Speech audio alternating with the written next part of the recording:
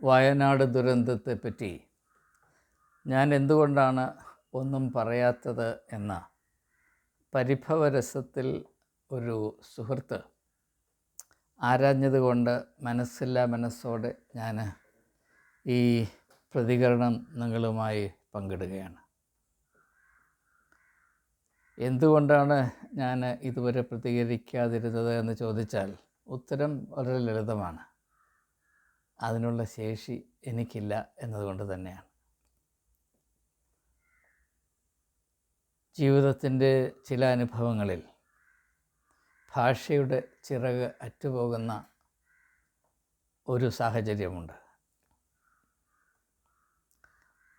മനുഷ്യൻ്റെ വേദനയുടെ തീച്ചൂളയിൽ നിന്നുകൊണ്ട് സംസാരിക്കുമ്പോൾ നാവ് എരിഞ്ഞു പോകുന്നു എന്നെനിക്ക് തോന്നാറുണ്ട്. ലോക യാതനയുടെ മുൻപിൽ ഭാഷയുടെയും കലയുടെയും സാമർഥ്യം അപ്രസക്തമാകുമെന്ന് അനുഭവത്തിൽ കൂടെ അനേക അവസരങ്ങളിൽ ഞാൻ തിരിച്ചറിഞ്ഞിട്ടുണ്ട്. അതുകൊണ്ട് സഹജീവികൾ അനുഭവിക്കുന്ന മനുഷ്യവിഭാവനയ്ക്കപ്പുറമായി സ്ഥിതി ചെയ്യുന്ന ഈ ദുരന്തത്തെപ്പറ്റി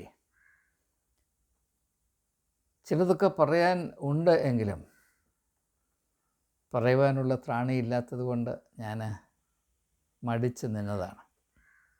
എന്നാൽ ഇപ്രകാരമുള്ള ഒരു അഭ്യർത്ഥന വന്നതുകൊണ്ട് ആ ഒരു പ്രശ്നത്തിൻ്റെ അധികം പരാമർശിക്കപ്പെടാതെ കിടക്കുന്നൊരു വശത്തെപ്പറ്റി ചില കാര്യങ്ങൾ ഏവരുമായി പങ്കിടുന്നത് ഒരു പക്ഷേ അർത്ഥവത്താകും എന്ന് ഞാൻ കരുതുകയാണ്. എനിക്കതിനുള്ള ത്രാണിയുണ്ടാകട്ടെ എന്ന് ഞാൻ പ്രാർത്ഥിക്കുന്നു. എനിക്ക് ഏവരോടും പറയാനുള്ള, ഒരു പക്ഷേ പറയേണ്ട ആവശ്യമില്ല, എല്ലാവർക്കും ഇതിനെപ്പറ്റി ബോധ്യമുള്ളതാണ്. നാം പ്രകൃതി ദുരന്തങ്ങൾ എന്ന പൊതുവായ ആശയത്തിൽ ഉൾക്കൊള്ളിക്കുന്നതിൽ ഒട്ടുമുക്കാലും മനുഷ്യനിർമ്മിതം കൂടെയാണ് എന്നൊരു യാഥാർത്ഥ്യം നാം തിരിച്ചറിയണം.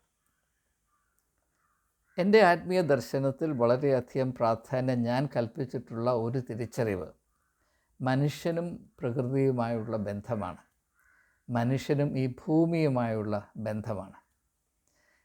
എന്നെ ആ ഒരു ദിശയിലേക്ക് ചിന്തിക്കാൻ പ്രേരിപ്പിച്ചത് വേദപുസ്തകത്തിലെ ആദ്യ പുസ്തകമായ ഉൽപ്പത്തി പുസ്തകത്തിൻ്റെ 2-ാം അധ്യായത്തിൻ്റെ 18-ാം വാക്യത്തിൽ, 2-ാം അധ്യായത്തിൻ്റെ 15-ാം വാക്യത്തിൽ ദൈവം ആദ്യ പുരുഷനായ ആദാമിനെ തോട്ടത്തിൻ്റെ മധ്യത്തിൽ കൊണ്ട് നിർത്തി അതിന് വേല ചെയ്യുവാനും അതിനെ കാപ്പാനും ഉള്ള കടമ അവനെ ഏൽപ്പിച്ചു. മനുഷ്യൻ്റെ ആത്യന്തികമായ കടമ ദൈവനിർമ്മിതമായ ഈ ഭൂമിയെ എന്ന് പറയുമ്പോൾ പ്രകൃതിയെ ആകമാനം കരുതലിൻ്റെ കണ്ണിൽ കൂടെ കാണുകയും കരുതലിൻ്റെ അച്ചടക്കത്തിൽ കൂടെ മാത്രം ഈ സർവ്വസൃഷ്ടിയോടും ബന്ധം പുലർത്തുകയുമാണ് എന്ന യാഥാർത്ഥ്യം അത്യാർത്തി കൊണ്ട് അന്ധനായിപ്പോയ മനുഷ്യൻ എന്നേ ഒന്നിൽ മറന്ന് കളഞ്ഞു, അല്ലെങ്കിൽ ഉപേക്ഷിച്ച് കളഞ്ഞു. അതുകൊണ്ട് ഇത് പ്രകൃതി വരുത്തി വെക്കുന്ന ദുരന്തമല്ല, പ്രകൃതി നമ്മളിൽ നിന്ന് ഏറ്റുവാങ്ങിയ ദുരന്തം അതിൻ്റെ ഒരു ചെറിയ പ്രതിഫലനം കൂടെയാണ് എന്ന് ഞാൻ മനസ്സിലാക്കുന്നു. ഇതൊരു വലിയ വിഷയമാണ്, കൂടുതലായി തൽക്കാലം പ്രതികരിക്കാൻ ഉദ്ദേശിക്കുന്നില്ല, അത് മറ്റൊരു അവസരത്തിലായിക്കൊള്ളട്ടെ. ഞാൻ പ്രത്യേകമായി നിങ്ങളുടെ ശ്രദ്ധയിൽപ്പെടുത്തുവാൻ ഉദ്ദേശിക്കുന്ന ആ ഒരു ചിന്താശകലം ഏറ്റവും വ്യക്തമായി നമുക്ക് എല്ലാവർക്കും ധരിക്കാൻ, മനസ്സിലാക്കാൻ, അല്ലെങ്കിൽ അത് ബോധ്യപ്പെടുവാൻ സഹായിക്കുന്നത് പരേതനായ കോൺഗ്രസ് നേതാവ് P.T. തോമസിൻ്റെ വാക്കുകളാണ്.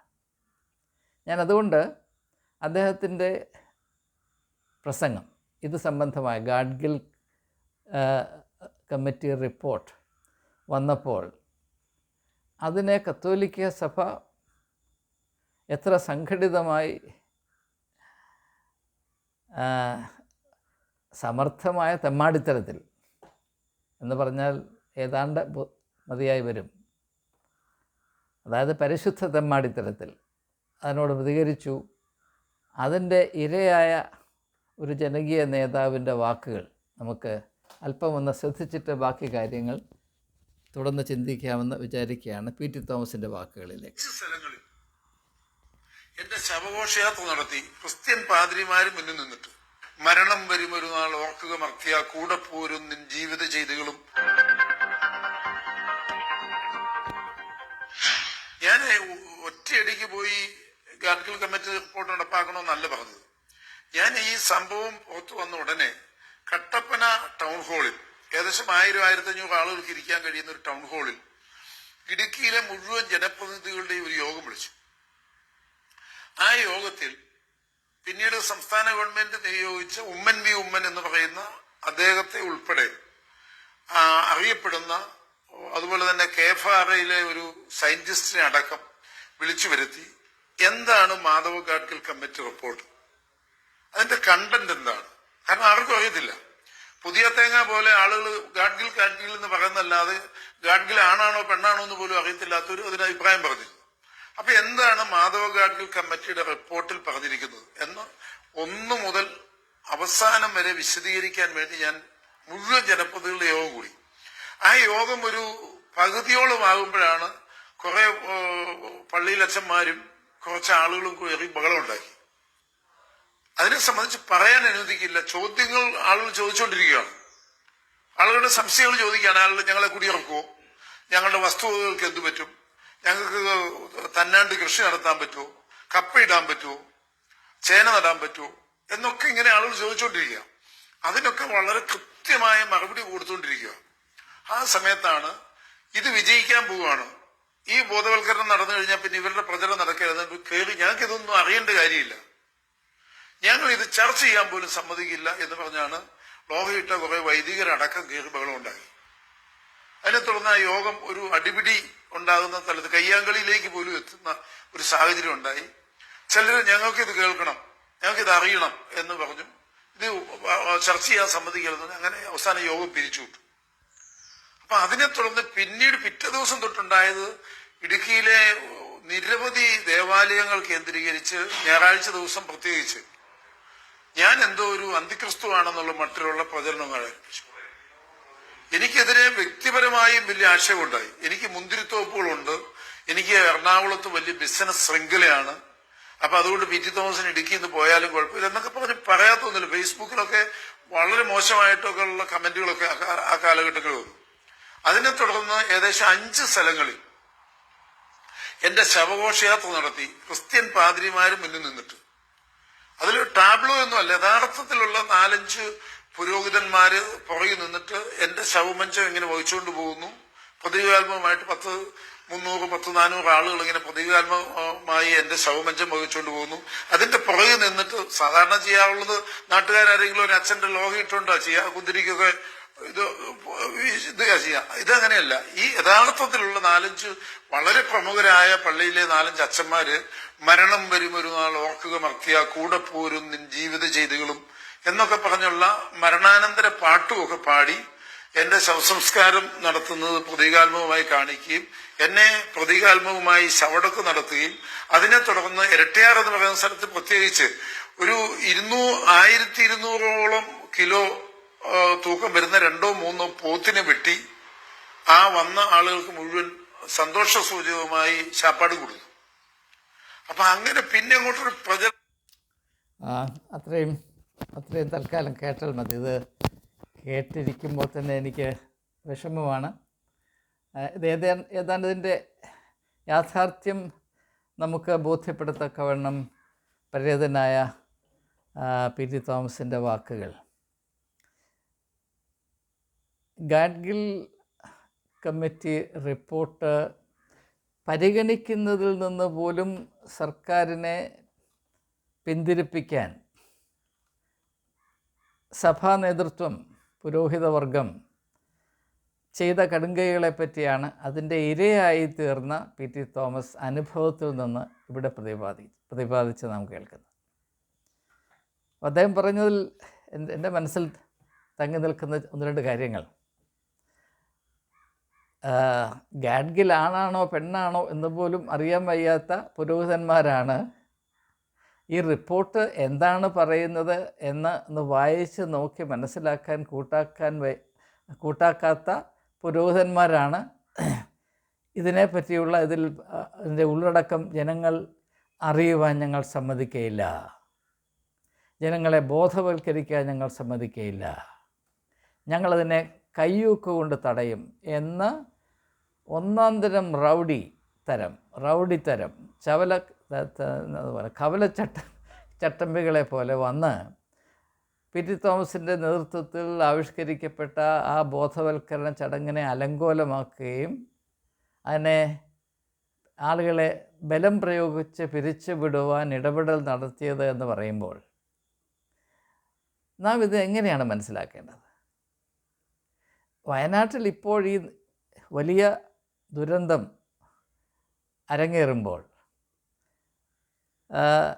പിച്ചി ചീന്തി എറിഞ്ഞു കളഞ്ഞ മനുഷ്യ ജീവിതങ്ങളുടെ കണ്ണുനീര് നാം കാണുമ്പോൾ, നഷ്ടപ്പെട്ടു പോയ പ്രിയപ്പെട്ടവരുടെ ശവമെങ്കിലും കാണാൻ കഴിയാതെ അവിടെയും ഇവിടെയും വിറങ്ങലിച്ച് നിൽക്കുന്ന ജീവിതങ്ങൾ കാണുമ്പോൾ, അതിൻ്റെ ഒരു ഭാഗത്തായി ഞാൻ കാണുന്നത് അട്ടഹസിച്ചുകൊണ്ട് പ്രകൃതിയുടെ ആരോഗ്യത്തെ വല്ലവിധേയരെയും നിലനിർത്തണം, അതിന് തക്കതായ ചില ക്രമീകരണങ്ങൾ ജനവും സർക്കാരും അംഗീകരിക്കണം എന്ന ഒരു ശാസ്ത്രജ്ഞൻ നേതൃത്വം കൊടുത്തു നടത്തിയ പഠനത്തിൻ്റെ റിപ്പോർട്ട്,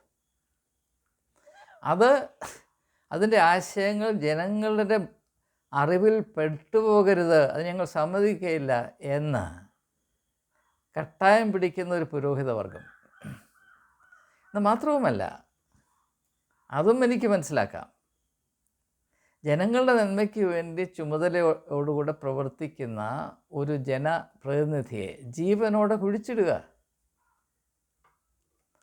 ഈ പുരോഹിതന്മാർ പ്രതിനിധീകരിക്കുന്ന യേശുവിൻ്റെ മാർഗമെന്ന് പറയുന്നത് എല്ലാവർക്കും ജീവനുണ്ടാകുവാനും സമൃദ്ധമായ ജീവനുണ്ടാകുവാനുമാണ് എന്ന് യേശു വ്യക്തമായി പറഞ്ഞിരിക്കെ, യേശുവിൻ്റെ പ്രതിനിധികളെന്ന് പച്ചക്കള്ളം പറഞ്ഞ് ജനങ്ങളുടെ കണ്ണുകെട്ടി അവരെ ഇപ്രകാരം മൃഗീയമായി പ്രവർത്തിക്കുവാൻ പ്രേരിപ്പിക്കുന്ന പുരോഹിതവർഗം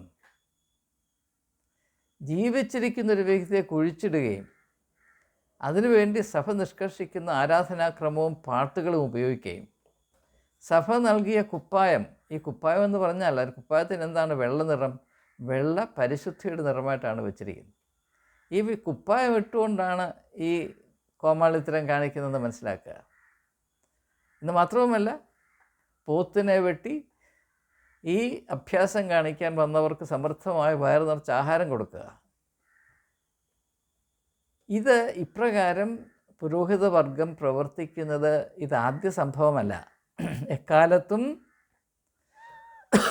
പൊതുവായ നന്മയ്ക്ക് പ്രയോജനം വരുന്ന വിധത്തിൽ അതിനുവേണ്ടി സ്വാർത്ഥ താല്പര്യം അല്പം ഒന്ന് പരിമിതപ്പെടുത്തണമെന്ന ആശയം എവിടെയൊക്കെ ചരിത്രത്തിൽ ആവിഷ്കരിക്കപ്പെട്ടിട്ടുണ്ടോ അവിടെയൊക്കെയും പുരോഹിതവർഗം തികച്ചും നിഷേധാത്മകതയുടെ അരാജകത്വമാണ് അഴിച്ചുവിട്ടിട്ടുള്ളത് നമുക്കറിയാം. അതുകൊണ്ടാണ് പുരോഹിതവർഗത്തെ പറ്റിയുള്ളൊരു ബോധവൽക്കരണം വിശ്വാസ സമൂഹത്തിൽ ഉണ്ടാകേണ്ടതിൻ്റെ അനിവാര്യതയെ ഞാൻ ആവർത്തിച്ച് സൂചിപ്പിക്കുന്നു. നാം പ്രകൃതിയെ കരുതുവാൻ ബാധ്യസ്ഥരാണ്, ചുമതലയേറ്റവരാണ്. നാം ഈ ഭൂമിയുടെ പരപ്പിൽ ജീവിക്കുമ്പോൾ നാം എവിടെ ജീവിക്കുന്നു എന്നതിനെപ്പറ്റി ഒരു ബോധ്യവും അതിൽ ഉൾക്കൊള്ളുന്ന ചുമതല ബോധം നിർവഹിക്കാനുള്ള മനസ്സും നമുക്കുണ്ടാകണം. അപ്പം നമുക്ക് സ്വന്തമായ വീടുണ്ട്, ആ വീട് കാത്തു സൂക്ഷിക്കുക നമ്മുടെ കടമയാണ് എന്ന് നമുക്കറിയാം. അതുപോലെ തന്നെ പ്രകൃതി നമ്മുടെ വിശാലമായ ഭവനമാണ്. ഈ പ്രകൃതിയോട് കരുതലിൻ്റെ കാഴ്ചപ്പാടിൽ വേണം ബന്ധം പുലർത്തുവാൻ. നമ്മുടെ സന്ധിപ്പിന് ആവശ്യമായ കാര്യങ്ങൾ പ്രകൃതിയുടെ ഔദാര്യത്തിൽ നിന്ന് നാം പ്രാപിക്കുന്നത് പോലെ തന്നെ തികച്ചും അങ്ങോട്ടും ഒരു കരുതൽ ഉണ്ടാകണം എന്ന ആശയത്തിലാണ്, അറിവോടുകൂടെയാണ് വേദപുസ്തകം ആരംഭിക്കുന്നത്. ക്രിസ്തീയ ആത്മീയ ദർശനത്തിൻ്റെ കല്ലുകളിൽ ഒന്നാണ് മനുഷ്യന് പ്രകൃതിയോടുണ്ടാകേണ്ട കൃത്യമായ ചുമതലബോധം, കരുതലിൻ്റെ സമീപനം. അത് ശാസ്ത്രീയമായി അവതരിക്കപ്പെട്ടപ്പോൾ ഒരു പ്രദേശത്തെ മുഴുവനും അല്ലെങ്കിൽ അപകടത്തിലാകത്തക്കവണ്ണമാണ് ഇപ്പോൾ നാം സ്വീകരിച്ചിരിക്കുന്ന പുരോഗതിയുടെ പാത എന്ന് വളരെയധികം കൂലങ്കഷമായി ശാസ്ത്രീയമായി പഠിച്ച ശേഷം അതിൻ്റെ കാര്യകാരണ സഹിതം ഒരു റിപ്പോർട്ട് വരുമ്പോൾ അതെന്താണെന്നൊന്ന് വായിച്ചു നോക്കാൻ പോലും കൂട്ടാക്കാതെ ചില സ്ഥാപിത താല്പര്യങ്ങളുടെ കുഴലൂത്തുകാരായി പുരോഹിതന്മാർ ഇറങ്ങിത്തിരിക്കുകയും ചട്ടമ്പികളെ നാണിപ്പിക്കുന്ന വിധത്തിൽ പൊതുരംഗത്ത് പ്രവർത്തിക്കുകയും ജീവനുള്ളവരെ കുഴിച്ചിടുവാൻ മാത്രം വിവേകം കാണിക്കുകയും ചെയ്യുന്ന ഈ ഒരു വർഗം, ഇവരുടെ കൈപിടിച്ച് സ്വർഗത്തിലേക്ക് പോകാൻ കാത്തിരിക്കുന്ന മൊണ്ണകളായ വിശ്വാസികൾ, ഇതെല്ലാം ഈ പരിസ്ഥിതിക്ക് സംഭവിക്കുന്ന വലിയ ദുരന്തത്തിൻ്റെ അംശങ്ങൾ തന്നെയാണ്. പറയാൻ താല്പര്യമില്ല, പറയണ്ടെന്ന് വിചാരിച്ചതാണ്, പക്ഷേ എന്തു ചെയ്യാം. പക്ഷേ ഇങ്ങനെയുള്ള ദുരന്തങ്ങളുടെ മധ്യത്തിൽ നിന്നുകൊണ്ടെങ്കിലും സത്യം തിരിച്ചറിയുവാനുള്ള ഒരു ധൈര്യം ജനം കാണിക്കണം. അല്ലാതെ ദുരന്തം വിളിച്ചു വരുത്തിയിട്ട് അതിൻ്റെ അടിയിൽ കിടന്ന് കണ്ണു തള്ളുമ്പോൾ അയ്യോ എനിക്കിത് വന്നേ, അതാണ് ഇതാണ് എന്ന് പറഞ്ഞിട്ട് കാര്യമില്ല. ദുരന്തത്തിൽപ്പെട്ട ആളുകളെ സഹായിക്കരുതെന്നോ അവരുടെ വേദനയിൽ പങ്കുചേരരുതെന്നോ അല്ല ഞാനീ പറയുന്നത്. അവരും ഈ പുരോഹിതവർഗത്തിൻ്റെ ഇരകളാണ്. അവരാണ് പുരോഹിതവർഗത്തെ സംരക്ഷിക്കുന്നത്. പക്ഷേ അവരും ഈ വർഗത്തിൻ്റെ ഇരകളാണ്. ഇനി വേറൊരു കാര്യം കൂടെ ഞാൻ പറഞ്ഞ് അവസാനിപ്പിക്കാം. നിങ്ങൾ ഈ വയനാട് ദുരന്തം, അതിൽപ്പെട്ട ആളുകളുടെ ഇരകളുടെ അവസ്ഥ പരിശോധിച്ചാൽ അതിൽ ബഹുഭൂരിപക്ഷം ആളുകളും പാവപ്പെട്ട ആളുകളാണ്, ബഹുഭൂരിപക്ഷം ആളുകളും.